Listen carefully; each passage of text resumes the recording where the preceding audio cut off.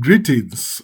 My name is Professor January Sasongo, and I want to talk to you today about Baba Simon. Baba Simon is Cameroon's venerable missionary and why his life still matters.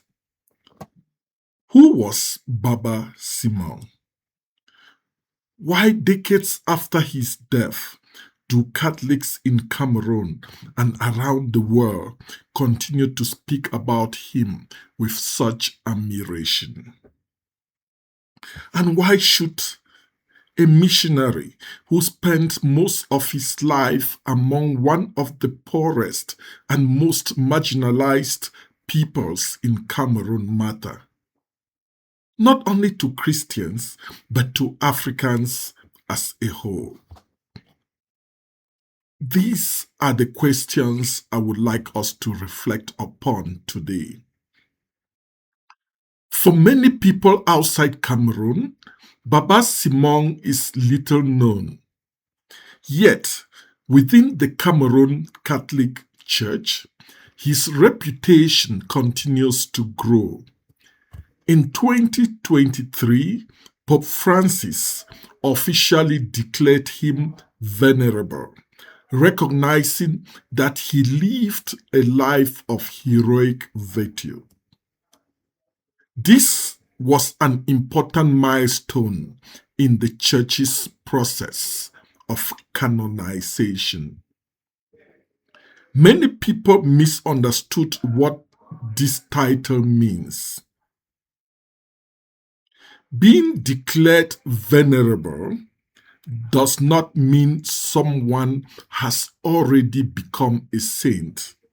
Rather, it means that after a careful investigation into the person's life, writings, and witness, the Catholic Church has concluded that he or she lived the Christian virtues in an extraordinary or heroic way.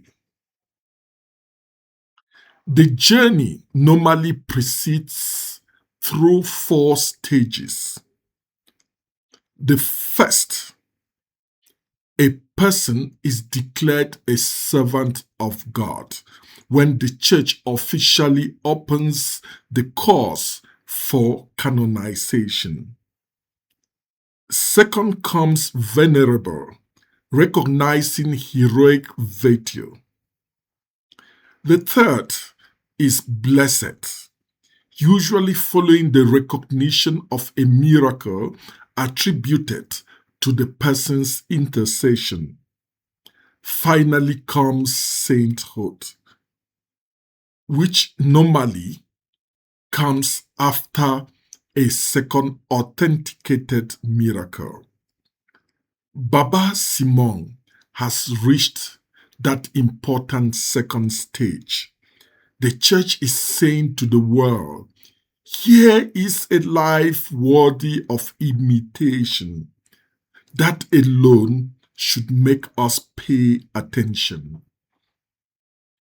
Baba Simon was born Simon Mpeke in 1906 in what is today the littoral region of Cameroon. He belonged to a remarkable generation. The Catholic Church in Cameroon was still young. African priests were still very few. In fact, Baba Simon belonged to the first generation of indigenous Cameroonian Catholic priests ordained in 1935. It is difficult for us today to appreciate what that meant. During the colonial period, almost all missionaries were Europeans. The idea that Africans themselves would become priests, pastors, theologians, and eventually bishops was still relatively new. His ordination, therefore, represented more than a personal achievement. It symbolized the gradual maturation of the African church. The gospel was no longer simply being preached to Africans. Africans themselves were becoming its principal witnesses. After his ordination, Baba Simon served successfully in Douala, especially in New Bell Parish. By every ordinary standard, his ministry was flourishing. He was respected, loved, effective. He could have spent the rest of his priesthood there. Instead, something happened that changed his life forever. He learned about a people living nearly 1,000 kilometers away in northern Cameroon. They were known as the Kirdis. Most Cameroonians know the word. Few know its history. The term Kirdi did not originate among the people themselves. It derives from the Arabic word kafir, meaning unbeliever or infidel. Historically, Muslim communities in northern Cameroon used the word to refer to neighboring non-Muslim ethnic groups. In other words, the very name by which these communities became known was originally a label imposed by others, a label of exclusion. There is a profound irony here. The people whom others defined negatively eventually became the people through whom one of Cameroon's greatest missionaries would define his own vocation. Sometimes God calls us precisely towards those whom society has already dismissed. When Baba Simon arrived among the Kirdis, he did something extraordinarily. He did not merely preach, he lived with them. He learned from them. He respected their humanity before attempting to change their beliefs. This may sound obvious today. It was far less common in the 1940s and the 1950s. His missionary approach gradually evolved into one rooted in presence rather than domination. Influenced by the spirituality of Charles de Foucault, he came to understand that authentic evangelization begins not with power, but with friendship. He built schools. He promoted agriculture. He encouraged economic development. He cared for the sick. He defended human dignity. He preached Christ. For Baba Simon, these were not separate activities. They were all expressions of the gospel. Long before the Second Vatican Council emphasized the importance of dialogue, enculturation, and the dignity of local cultures, Baba Simon was already living these principles. His influence extended far beyond the villages where he worked. One of the greatest Cameroonian theologians of the 20th century, Father Jean-Marc encountered the realities of northern Cameroon through Baba Simon's missionary world. Father Ella would later become one of Africa's most influential liberation theologians. His insistence that theology must begin with the lived experience of ordinary African communities owed much to that encounter. Ella challenged both church and society to hear the voices of those on the margins. In many respects, Baba Simon had already been doing precisely through in many respects, Baba Simon had already been doing precisely that through his ministry. The missionary became the seed, The theologian became one of its fruits. In my own intellectual journey, Baba Simon has also played an important role. Ironically, I first encountered him not through official church documents, but through the writings of Jean-Marc and Jean-Baptiste Bascuda, who himself became the first minister from the Kirdi communities in the Cameroon government. Only later did I begin to appreciate Baba Simon's remarkable life in its own right. As I reflected more deeply on his ministry, I came to see that his significance extends well beyond missionary history. He represents something profoundly important for the future of African Christianity. In my work on critical synthetic realism, critical liberative theology, and more recently on polycentric Catholicity, I argued that Christianity's future increasingly depends upon learning from the margins rather than merely teaching them. Baba Simon anticipated this transformation decades before scholars gave it a name. He discovered that the periphery is often where the gospel becomes most visible. This insight is especially important for Africa today. For too long, African history has often been narrated from the perspectives of colonial capitals, political elites, and external observers.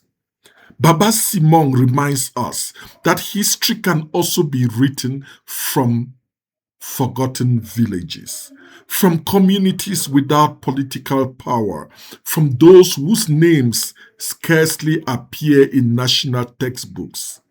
Africa's future will not be built only in presidential palaces or universities. It will also be built in places where ordinary people struggle for dignity, education, healthcare, and hope. And that is exactly where Baba Simon chose to spend his life. His story also challenges contemporary understandings of success. Our culture celebrates visibility, followers, influence, recognition, awards. Baba Simon deliberately chose obscurity. He spent decades serving people whom most of the world ignored. Ironically, it was precisely his hidden fidelity that eventually made him one of Cameroon's most admired spiritual figures. The saints rarely seek greatness, they seek faithfulness. Greatness often follows afterwards. For the African church, Baba Simon carries another important lesson. There was a time when missionaries came almost exclusively from Europe to Africa. Today, the situation has changed dramatically.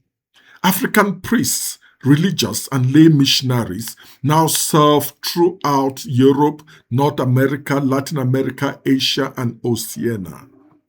Mission is no longer one directional, it has become global. In many ways, Baba Simon belonged to the generation that made this transformation possible. By demonstrating that African clergy could evangelize, lead, innovate, and embody profound holiness, he helped lay the foundations for today's confident African church. As Cameroon celebrates Baba Simon's life, we should resist the temptation to reduce him to a historical figure. He is not merely someone who lived in the past. He possesses a question to each of us. Where are today's forgotten people? Who are today's Kirdi? Those whom society labels, excludes, and overlooks. Whom are we unwilling to see because of prejudice, politics, ethnicity, religion, or class? The gospel remains the same because these questions remain the same. Perhaps that is why Baba Simon's recognition as venerable is so significant. The church is not simply honoring one extraordinary priest.